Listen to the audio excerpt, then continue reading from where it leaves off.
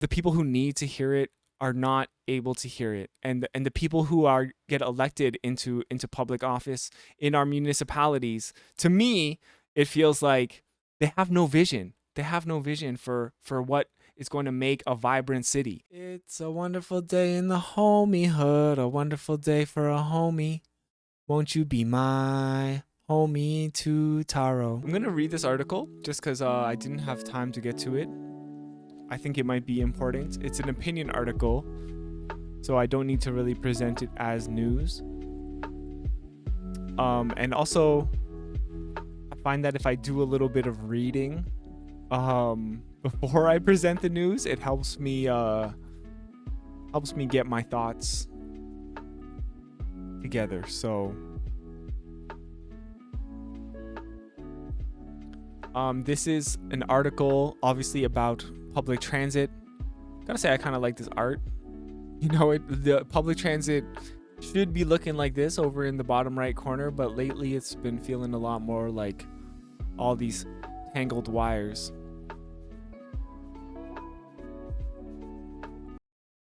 So we must urgently reinvent public transit for the post-pandemic world. With work from home here to stay, the entire model of moving people around needs to be rebuilt. Wholesale service reductions are not the solution.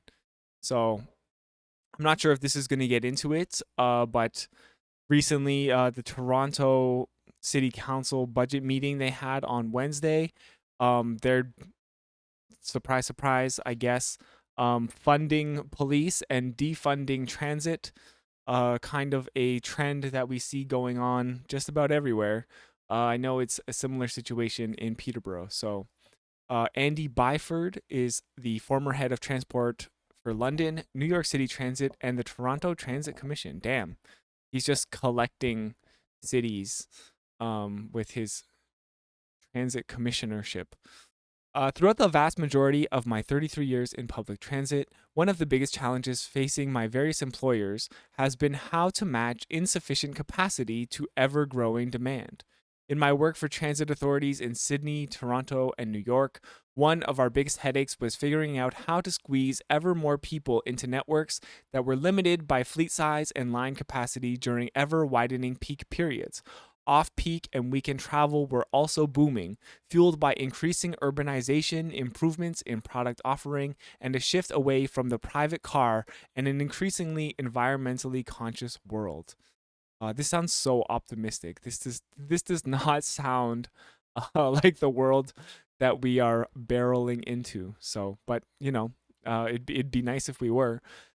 This transit renaissance developed over many years, with cities such as London and New York carrying record numbers of riders, enabling them to rely heavily on fare revenue to cover day-to-day expenses.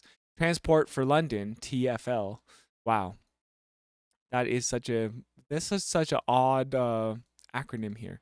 More specifically, the London Underground was virtually at the point of break even back in halcyon days of 2019, a remarkable achievement born of booming ridership, tight cost control, and targeted system expansion. So, if you're unaware, public transportation is usually an expense and not something that makes money for cities.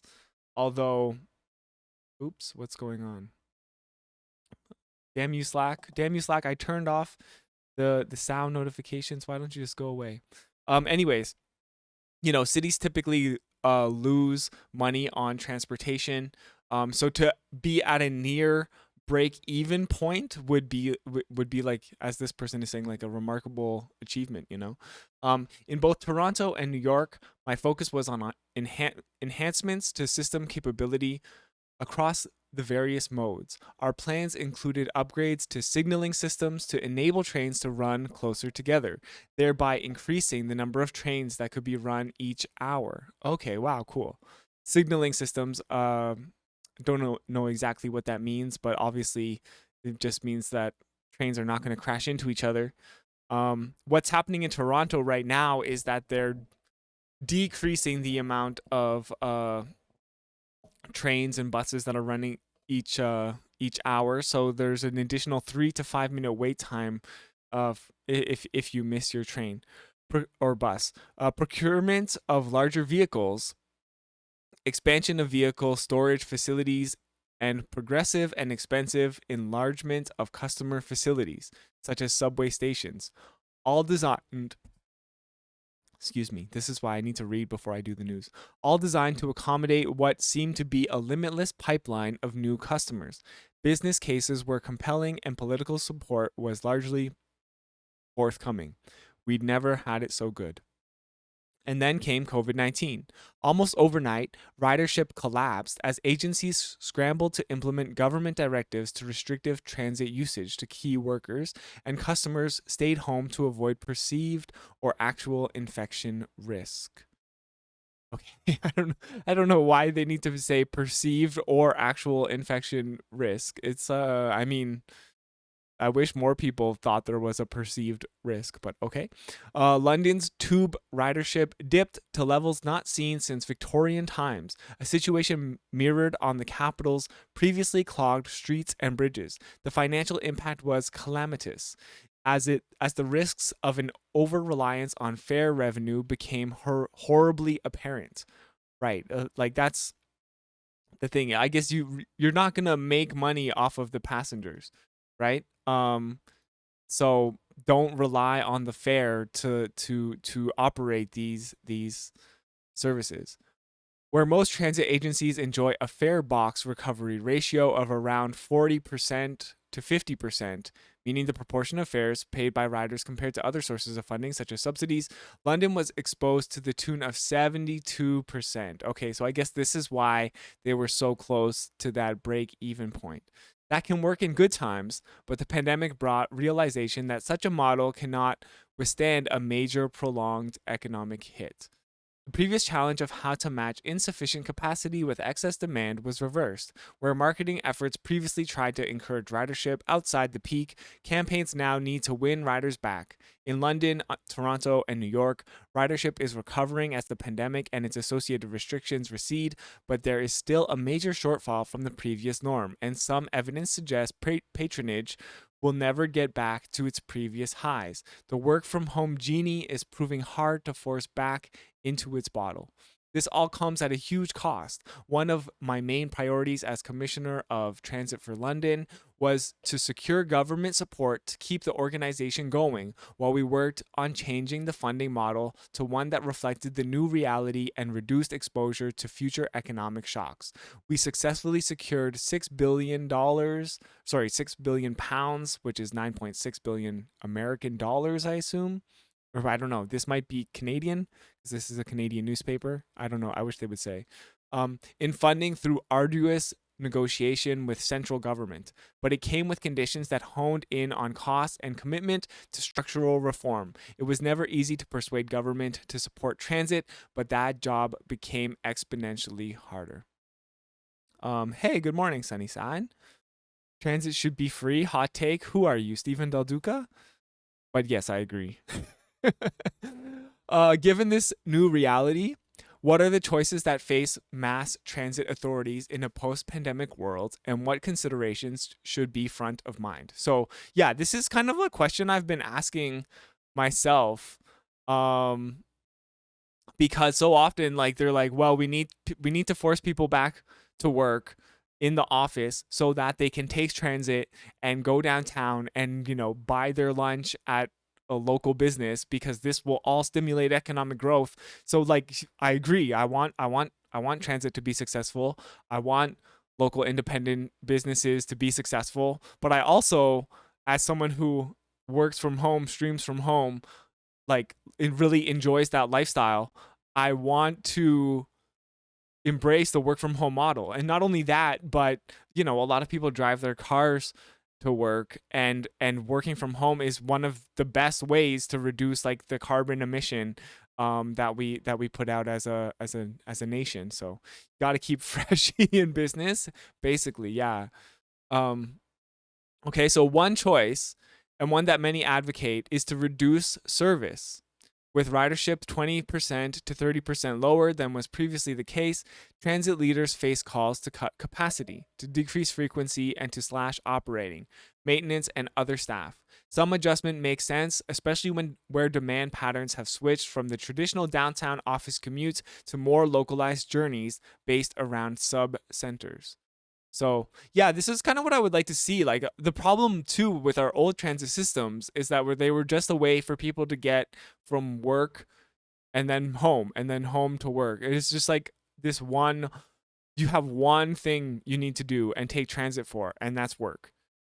So like but if we could rearrange that model and maybe using like sub centers, like, hey, if you live in like a 15-minute city or something, like in everything you need to do, not just work, but you go see your friends, you go to the hospital, you go to school, all of these things can be like accessed for transit, you know.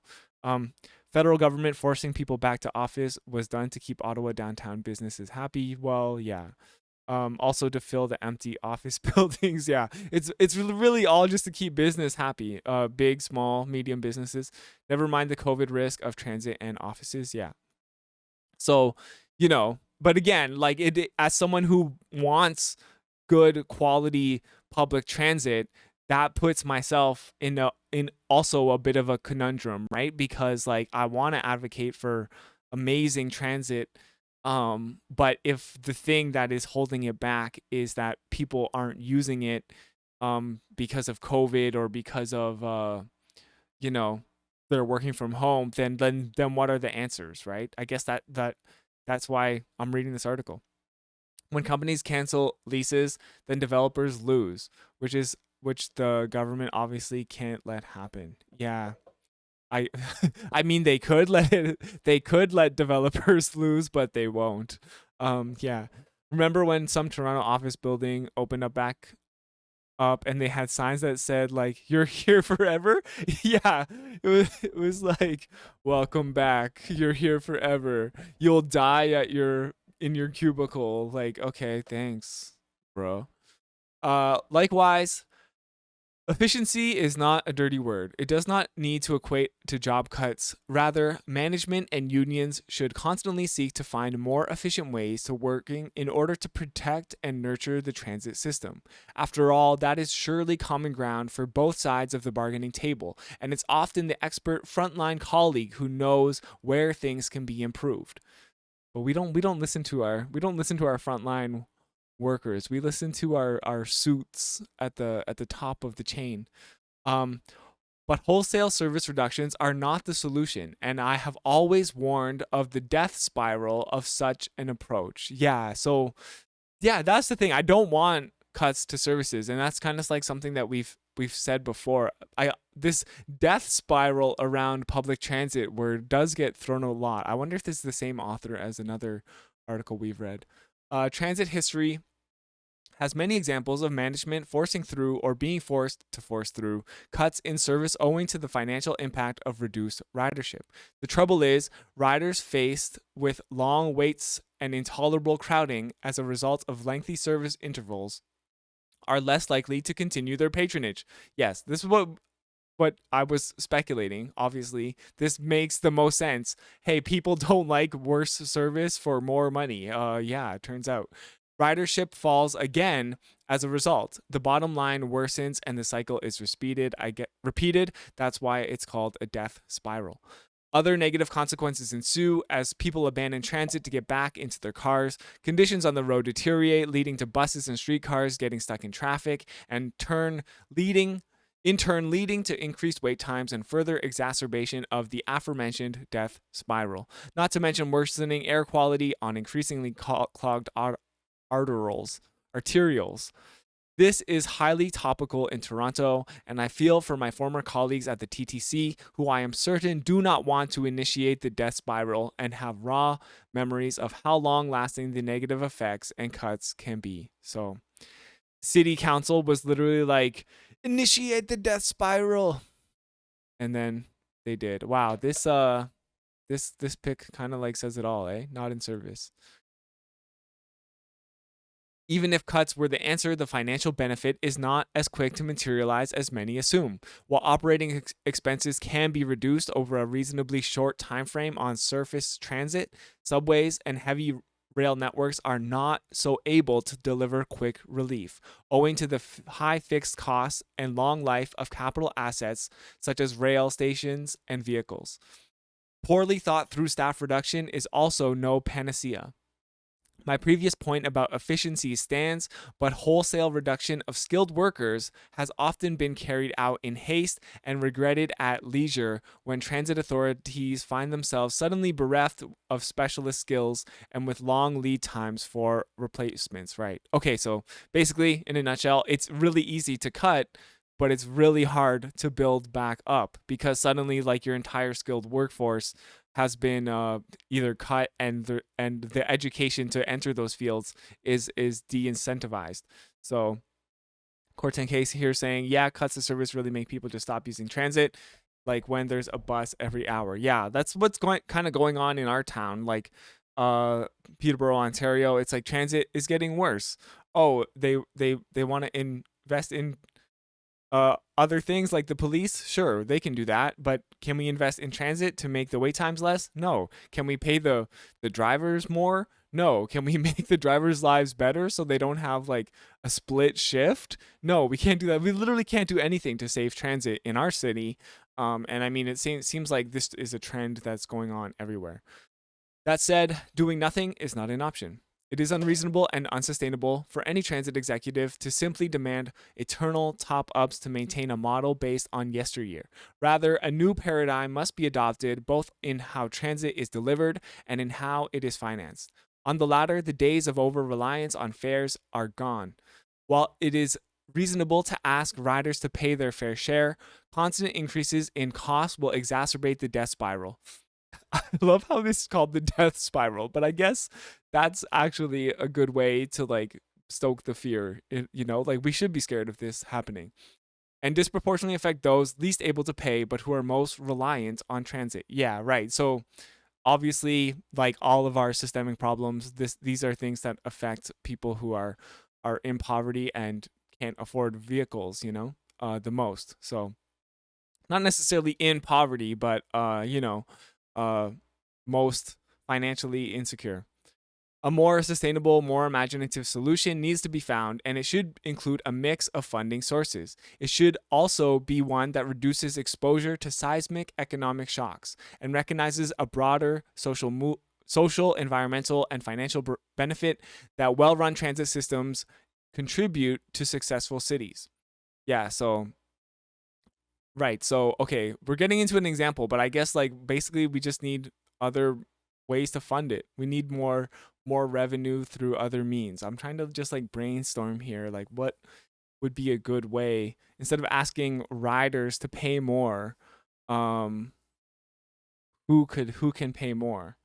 You know, I'm thinking CEOs who are forcing you back to the office. Why don't we just tax them more, and that money will go back to paying for transit? Isn't this the problem with everything? Is like, well, healthcare is not making money, education's not making money, transit's not making money. It's like, well, maybe those things don't need to make money because those are services that are like saving our lives and improving our society and making us, you know, improving the quality of our lives. So, a good example of this is London's approach to property development, itself a version of the one pioneered by Hong Kong when the mass transit railway was established in the then British colony back in the late 1970s. Where London once conducted fire sales of superfluous property to generate one off cash injections. A more sustainable and enlightened policy now sees Toronto, Transit for London work with private partners to develop such land while still retaining ownership, thereby generating rental income and, in the case of housing development, future ridership on top of existing transit infrastructure. Not all cities have the urban density of Hong Kong and London, but most transit authorities have more land or airspace than they realize, and this represents an opportunity to adjust that all important fare box ratio. Okay, so just so I try to understand this, um, Mass Transit Railway was established in the then British colony. Property development. London conducted fire sales to generate one-off cash injections versus working with private partners to develop such lands while still retaining ownership.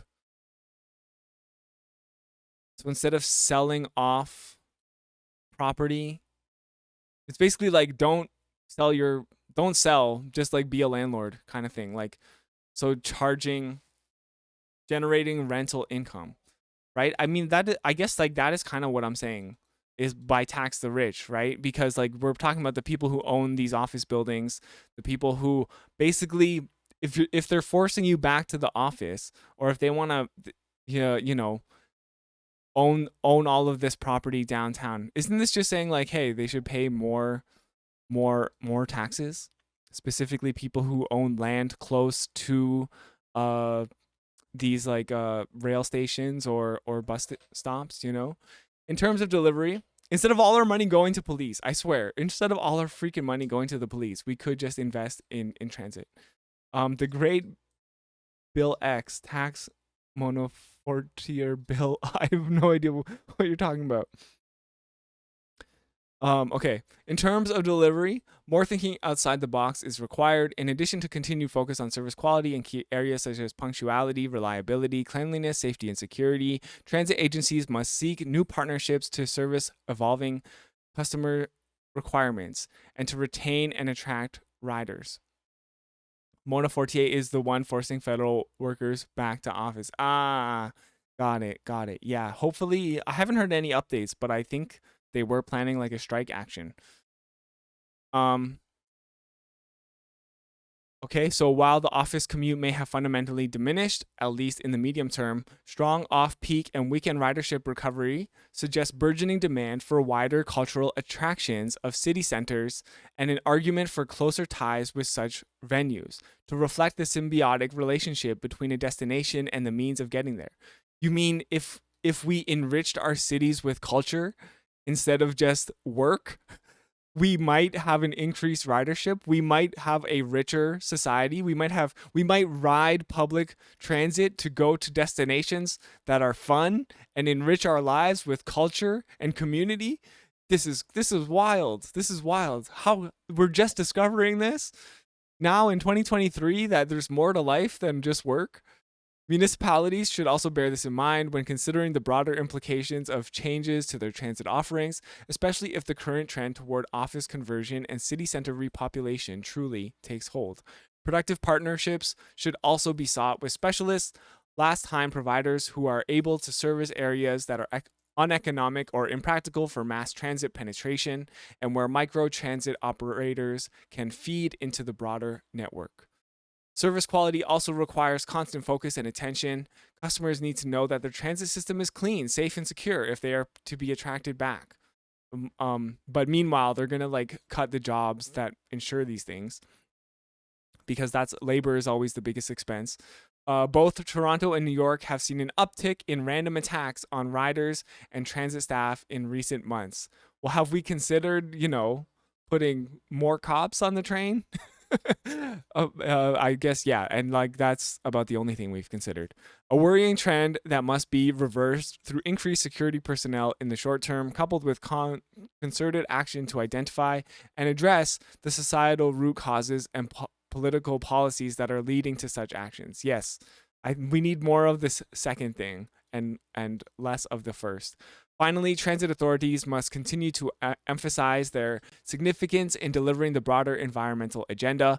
Electric vehicles are increasingly the norm, and new technology such as hydrogen propulsion carries huge promise, but such investment comes at a capital cost that cannot be borne by the authority alone. Our successful pitch to government in London always reinforced the point that a large proportion of Transit for London's capital expenditure is made with suppliers from outside the capital, thereby enabling a broader share of economic benefit. I passionately believe, now this is the author obviously and not me, that mass transit systems and the cities they serve have a bright future. The siren voices of doom assert the end of mass transit, but calls for service to be slashed and investment to be halted must be resisted. Transit authorities must think radically and adapt to new realities in order to survive. So great, like I love this. So happy to see stuff like this. I feel like, you know, people talk a lot of shit about mainstream media, but I feel like there's some really great stuff in there sometimes. Like, and this is really important. Unfortunately, I feel like the people who need to hear it, like people on city council, um, of Toronto, Peterborough, Ottawa, wherever you're at, Kingston. I'm sure like every Ontario, every Canadian city, I feel like is facing the same problems. Um, the people who need to hear it are not able to hear it, and the people who are get elected into public office in our municipalities, to me, it feels like they have no vision. They have no vision for what is going to make a vibrant city.